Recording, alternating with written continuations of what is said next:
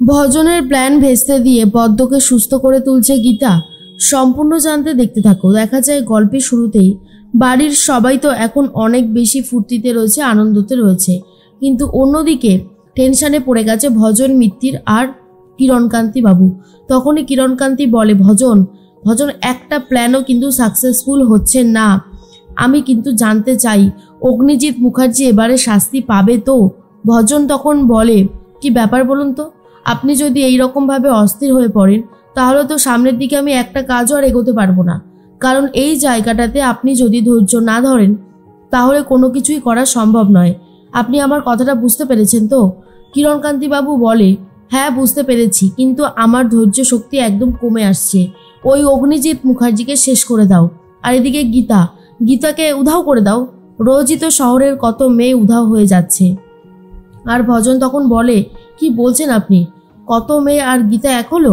ভজন মিত্তির বলে, আমি কিন্তু ভয় পাচ্ছি।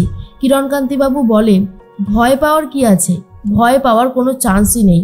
আমি যেটা বললাম সেটা করো, গীতাকে উধাও করে দাও, সরিয়ে দাও ওকে। তখনই কাব্যা এসে বলে, তুমি একটা মেয়েকে সরাতে গিয়ে নিজের কত বড় বিপদ ডেকে আনবে ড্যাডি, তুমি নিজেই সেটা জানো না।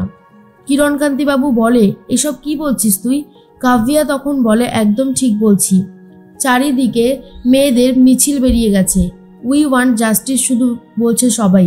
পদ্মকে শ্লীলতাহানি, পদ্মকে মারার চেষ্টার অপরাধে সারা দুনিয়ার মেয়ে এক হয়ে গেছে। তারা কিন্তু মোমবাতি নিয়ে মিছিল করতে করতে এই বাড়িতে এসেই উঠবে। তখন কিন্তু আমাদেরকে জ্বালিয়ে পুড়িয়ে একেবারে শেষ করে দেবে। কিরণকান্তিবাবু বলে, কেন, আমি কি করেছি? যা করার করেছে তো অগ্নিজিৎ মুখার্জি, সেই তো পদ্মকে মারার চেষ্টা করেছিল। তখনই কিরণকান্তিবাবুকে বলে কাব্যা, ওই বাড়ির সামনে গীতার মতন একটা প্রাচীর দাঁড়িয়ে রয়েছে, তাই কোনো কিছু করা সম্ভব নয়। কিন্তু তোমার বাড়িতে সেই প্রাচীরটা নেই, তোমাকে আরামসে মেরে দিয়ে বেরিয়ে যাওয়া যাবে। তাই বলছি, যা করবে ভেবে চিন্তে করো, এমন কিছু করো না যার জন্য আমাদের বাড়ির প্রত্যেকের অসুবিধার সম্মুখে পড়তে হয়। তুমি আমার কথাটা আশা করি বুঝতে পেরেছ। কিরণকান্তিবাবু মনে মনে ভয় পেয়ে যায় আর বলে, কাব্যা যে কথাটা বলেছে সেটা সরিয়ে দেওয়া যায় না, সেটা একদম ঠিকই বলেছে। অন্যদিকে ভজন তখন বলে, আমাদের এখন সাবধানে কাজ করতে হবে, ভুল স্টেপ করলেই কিন্তু একেবারে শেষ হতে হবে। অগ্নিজিৎ মুখার্জির সাথে রয়েছে গীতা, তাই গীতাকে আন্ডার এস্টিমেট করাটা ঠিক নয়। বড়বাবুকে তো আমি চেপে দিয়েছিলাম, কিন্তু ওই গীতাকে চেপে দেওয়াটা অতটাও সহজ নয়। এর মধ্যেই গিনি সবাইকে বলতে থাকে, আগামী 7-8 তারিখে আমরা কিন্তু গণেশ পুজো উপলক্ষে বাড়িতে অনেক আয়োজন করব, অনেক হই হুল্লোড় করবো। কি সবাই আছো তো আমার সাথে?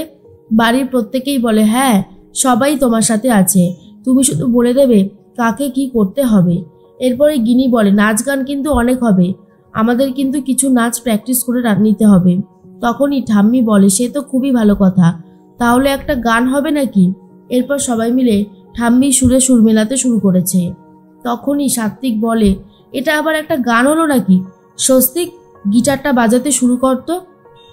স্বস্তিক যখনই গিটার বাজাতে শুরু করে তখনই অগ্নিজিৎ মুখার্জির কথাই বারবার ভাবতে থাকে গিনি, আর বলে, অগ্নিজিৎ মুখার্জি আমাকে এই বাড়িতে না নিয়ে আসলে এই সব কিছুই মিস করে যেতাম।